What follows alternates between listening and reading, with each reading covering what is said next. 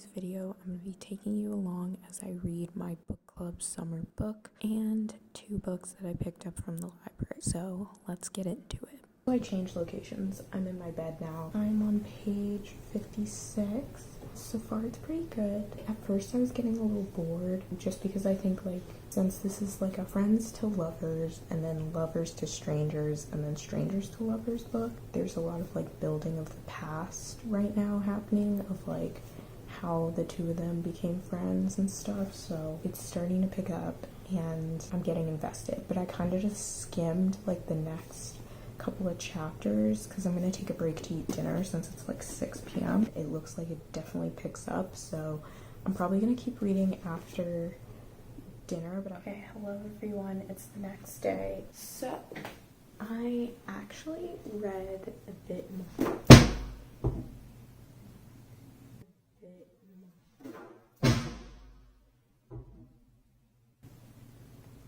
Oh my gosh, okay. I believe I'm on page 107. I don't have a bookmark. I lost mine. For my book club, I'm supposed to read to page 170 by next week, so I'm probably gonna finish reading the couple of pages that I need to for my book club right now. I think I might go to Books A Million tomorrow to get some more books, so I'm thinking that maybe I'll read those other books in the meantime, because after August 6th, we're supposed to finish the rest of the book for my book club, so I think maybe during the week, I'll just read the other books that I buy. I'm really gonna try because I'm not very good at book clubs. This is my issue, is I always read ahead, and then I end up spoiling the book during book club meetings because I forget that I read ahead and that what I read is not what everybody else read yet. Or sometimes I just legitimately do not talk because I'm worried I'm gonna spoil the book. And meanwhile, I've already finished the book, so I'm really trying not to read ahead. What the lucky guy, what the lucky guy, what the lucky guy, what the lucky guy, what the lucky guy, what the lucky guy, what the lucky guy, what the lucky guy, what the lucky guy, what the lucky guy, what the lucky guy, what the lucky guy, what the lucky guy, what the lucky. I'm just a lucky guy. Been lucky all my life, even with the wrong advice. And not the calm advice sparks the song of sacrifice. I don't know what time it is. I think it's 7:30. I read to page 170. Honestly, 170 is a good place to stop. I feel I'm at the point where I know enough about their friendship history, and now we're kind of getting to the point of why aren't they together anymore? What happened? What went wrong? I feel I'm starting to realize that I actually really like the trope childhood friends to lovers. I don't know what it is. I feel it's just the nostalgia, or me wishing that happened. Might be picking up some more childhood friends to lovers books if y'all have any recommendations. I just read so many romance books that nothing was really surprising me so far, but I will say that I don't know why they stopped talking. I have a prediction, but I honestly there's been no hints about my prediction actually coming true. So it's keeping me on my toes, but I'm also kind of why? What went horribly wrong? That's my update for now. It is 2 days later after I updated the reading vlog, but I'm about to go to the library in my town. I was gonna buy other books that I wanted on my TBR list to read in the meantime, but I didn't want to spend the money because I was you know what, I have to do back to school shopping soon for my apartment. But I called the library to see if they had the books, and they have all 4 of them. 2 of them are currently checked out, but the lady told me that she put it on hold for me. So I'm on my way to the library right now. I'm grabbing the Paper Palace and Here's to Us by Ellen Hilderbrand. The Paper Palace I heard about, I think from Haley Pham, but I also just kept seeing it at Barnes & Noble and was interested in it. And then Here's to Us by Ellen Hilderbrand I heard about from Sarah Caroli, and I literally love her videos. I binge watch all her playlists probably more times than I should, but I love her content. So I'm also kind of excited because I haven't been to a library since I was a kid. I completely forgot about libraries, not gonna lie. This will be fun. I got the goods! So excited. Time to scurry home and beat the traffic and read later tonight. Yay!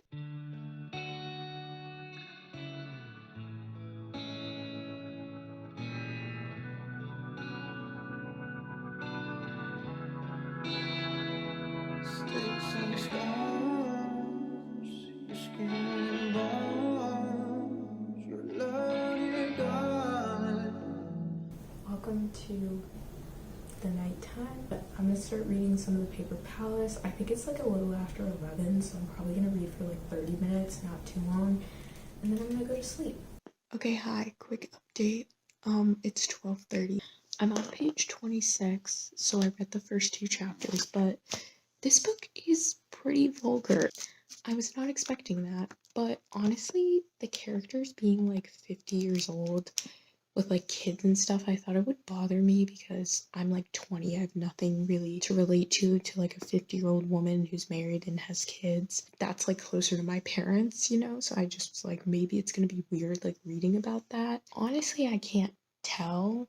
Like they keep mentioning the kids, but in my head, I'm like, oh, they're like 30 and their kids are like 2. The book does alternate between past and present, which I knew it would, but I thought it would be more like Seven Husbands, where like every other chapter is like past or present, but it's actually like each individual chapter, it kind of goes back and forth within the chapter, if that makes sense. I know that like the present tense of this book takes place over the course of a weekend. I like that there's like timestamps, like for chapter 2. I don't know if you can see that, but it starts by saying like 8:45 a.m., which is the present tense. But then if you flip the page when it's in the past, it has like a year and the date. I also think it's interesting though because the past tense is like way in the past. The very first flashback we get is like when she's born. But those are just my like immediate thoughts about the book. So yeah, we'll see how it goes tomorrow.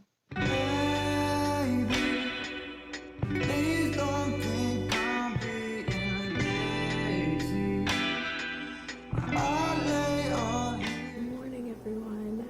It is the next day, the next morning. It's 10 a.m. I just sat outside for a bit while I ate my breakfast. I'm literally still in my PJ. I'm now at page 65. I think I'm gonna try and read to like page 100 today, but I didn't realize how long this book is because I want to finish it before like this weekend, because this weekend I'm gonna continue reading every summer after. The book is it's good.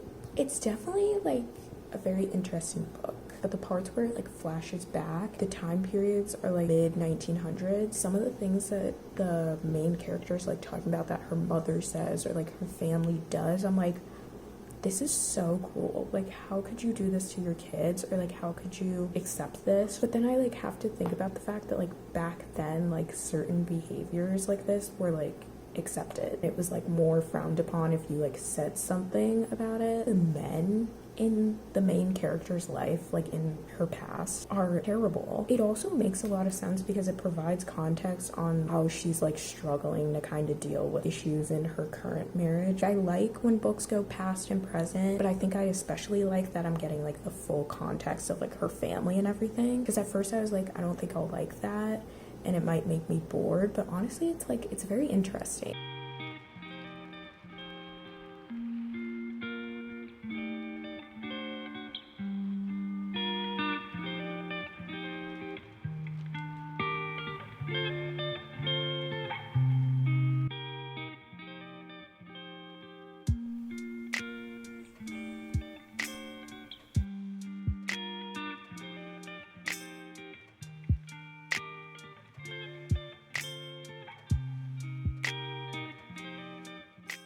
Okay, update. It's a little after midnight. I read to chapter 10, so I think I'm at page like 112 now. Anytime this book is going back in the past, there's like multiple traumatic things like happening to her that like a normal kid should not be experiencing. And I also just feel really bad for her because her mom is like such a pushover. Every single boyfriend or husband her mom has, like she just does what they say. Think of like Parent Trap, where Meredith Blake is like trying to send the twins off to like boarding school, that type of stuff, and the mom is just like, I'm sorry, I can't be the intermediate all the time. I'm like, you're the mom. The boyfriend has nothing to do with the children. You are their guardian. You are their mom. Do something. Oh my gosh. I'm also feel like there's a lot of characters being introduced from the past that are not there in the present. So I'm a little confused on like why we need such important details. Why is all of that important? Hello everyone, it's the next day. I'm getting frustrated with this book because I just feel like I don't know anything that I need to know. Because basically the premise of this is she has to choose between her husband and her childhood best friend who she slept with, which none of that is spoilers because that's like literally written on the inside cover of the book, like the blurb. I'm like basically halfway through the book and I feel like I don't know anything about like the main character's relationship with either of the guys. I'm also at technically part 2 or like book 2. Then I got to this page and it says book 2 Jonas. I thought that book 2 Jonas was going to be Jonas's point of view, so I was like, okay, now I'm going to get a good understanding of like what her and Jonas's relationship is like from Jonas's perspective. But that's not the case. It's still being told from Elle's perspective, but it's all past tense, and it starts with like the day that she met Jonas, and then it goes month by month after that. As a reader, like I can't even make my own prediction because I'm like, I don't know anything about her relationship with Jonas and her relationship with Peter other than the fact that Peter's her husband and they have 3 kids, and Jonas is her childhood friend that she met when she was 8 and she's currently 50 years old, so she's known him for 42 years. You guys, I cannot with this book. I literally cannot. Sorry, I'm like outside. I'm walking my dog right now, but I had to give my thoughts because this book is like actually driving me crazy. I finished part 2. I think this book needed major trigger warnings. I'm like so upset about it. If you're gonna read this book, like there need to be trigger warnings about the sexual assault that's mentioned because it's mentioned like multiple times. I literally had to skip like 2 whole chapters. I think there needs to be like a warning for people. Part 2, especially like the part that's supposedly about Jonas, is not about Jonas at all. So I would say if you're going to read the book, I would skip that, you know, just for trigger warnings.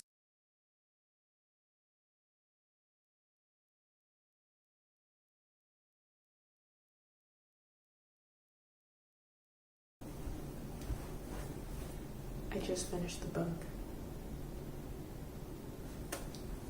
I'm like angry. I feel like the whole book I was like, if I was her, I would choose this person, and then she didn't choose that person, which I kind of figured would happen just because of how much you learn about the main characters. If I were her personally, I wouldn't do that just because I would be me, like in her situation. I'm just very mad because I feel like I just did not enjoy the book, but it honestly kind of frustrated me because I was like, I already read 380 pages of this. Like, just tell me. Just tell me. I'm over it at this point. So I would say my current rating, a 2 out of 5 stars. I just feel like I did not want to learn this much about the main character. Like, I just wanted a romance story, and that's not what this book is, but that's like how the book was presented to me, like based on the description that's given like on the back of the book and then like reading descriptions about it on Goodreads. I will say when I listen to people on Bookstagram and like BookTube who have read this book, like they do mention that it's more than like a romance book, which makes some people like it because then they're getting more than just a romance and they really like that, but that is like not what I wanted. That's not what I anticipated. I'd say for me it's a 2 out of 5. I will say, given the fact that the author is a filmmaker originally and this is her first novel, I think it's very clear that she's a filmmaker. I think the book was too long. If this book were a TV show, it would work perfectly because I could very well see this being like a whole season because within each chapter you're going back and forth between past and present. I don't know if any of you have seen Lupin on Netflix, but like that show goes back and forth between past and present, and that's also based on a bunch of books. But I feel like if this were a TV show, it would be structured like Lupin, where it's like each episode is following a bit more of the story, but within each episode it kind of goes back and forth between past and present because it's very much set up like a longer story that's made for like a television series and not necessarily something like a book.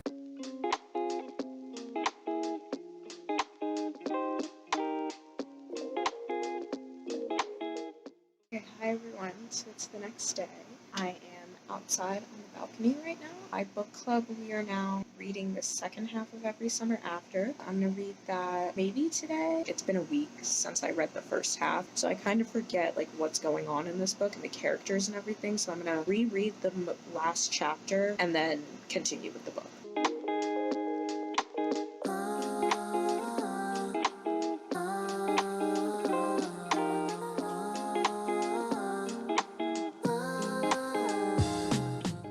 It's like an hour later. I have a quick update. So I'm on page 190. But information has been revealed about Sam that I was not expecting. Now I'm kind of like, where is this going? Also, I did not know that this book is spicy. I was not expecting that at all. So that's all I'm going to say about that. I'm like still very much like, what happened? Because there's this one quote. This is like the end of the chapter that I just read. I loved you, he whispers. I know, I say. You broke my heart. I know that too. I don't know who's saying you broke my heart. I'm pretty sure it's Sam. So I'm like, what did she do? She broke his heart. I'm like, why? He's so nice. I like don't want to put this down. I'm loving it. Like, call me Ronald freaking McDonald because I'm loving this book. I am. Update. I'm on page 265 and two of the characters are spending a lot of time together, and so I think my prediction actually might be right. I'm at the part where it's like 12 summers ago, so this is where we find out what happened between y'all. I'm on 272 and I was right. I was right. This makes me so happy. I mean, not happy because what's happening is not really good. I feel like I read books and my prediction is never correct. I freaking knew it. If you've read the book, you know that like what she does is not good at all. Honestly, I can understand why she's doing it. So I'm like not even mad at her for it because I predicted it, number one, and then number two, because like I can see why she's doing what she's doing. I understand. I just finished the book. I loved it. You know, I think I need to let this book marinate. I feel like my immediate rating would be a 10 out of 10, so like a 5 out of 5 stars. Like, I liked the main character. I related to her a lot. None of the characters were annoying to me. I think I learned a decent amount about like the other main character, like Sam. I felt like I knew a lot about Sam, even though it was all told from Percy's point of view. Like, I understood the decisions he was making and like they made sense for his character, and same with Percy. The only person I was a little confused on some of their decisions was Charlie, because even when it like jumps to the present tense, I'm like, what's going on with Charlie? But at the same time, I'm like, I know the story isn't about Charlie really, like he's kind of a supporting character. The writing, I don't have any complaints. Like, I feel like the writing was very clear and easy breezy. I'm not really sure if this is a young adult novel or not. I will say it was very easy to read, but not easy where it felt like a young adult novel. This book did have an epilogue, which normally I don't like it, but honestly the epilogue for this I felt like gave a little bit of closure, kind of made it more holistic and realistic. It pleasantly surprised me.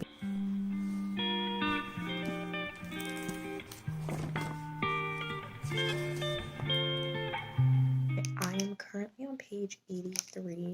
This book doesn't have chapters, it just has parts, and the parts are broken up by days. So basically, the book is told over the course of 5 days. Each chapter is broken up by a different character. When it changes characters, it changes perspectives. So the whole book is told from the third person limited perspective. It's reminding me of Malibu Rising. There's a bunch of secrets that everybody in the family has, and they're all coming together, and like I can already tell that like secrets are obviously going to come out. I also don't know if I talked about what this book is about. This famous chef, Deacon Thrope, dies in his like Nantucket home, and part of his will is his whole entire family to come to his Nantucket home. Right now I'm at the part where everybody knows he's dead and they're all like making their way to Nantucket. I'm on page 197. Don't like Belinda. Find her annoying. I'm sure she'll change as the book goes on, but I'm not a fan of her right now. She's like my least favorite character. Okay, hi guys. So I think it's like a couple days later. So I am now at page 293. So I'm more than halfway through the book. So far, out of the 3 wives, the only one I like is Laurel. Laurel has her faults, but so far she's like the most sensible in my opinion. Belinda, I can't stand, but I can see that she's like changing. Scarlett, first of all, she's really young compared to the other wives. Second of all, she just very much gives like that privileged ignorant woman vibes of like she only cares about money. And then the kids don't bother me. Like, I feel like I'm kind of in a slump right now. Like, I'm like, okay, we get it.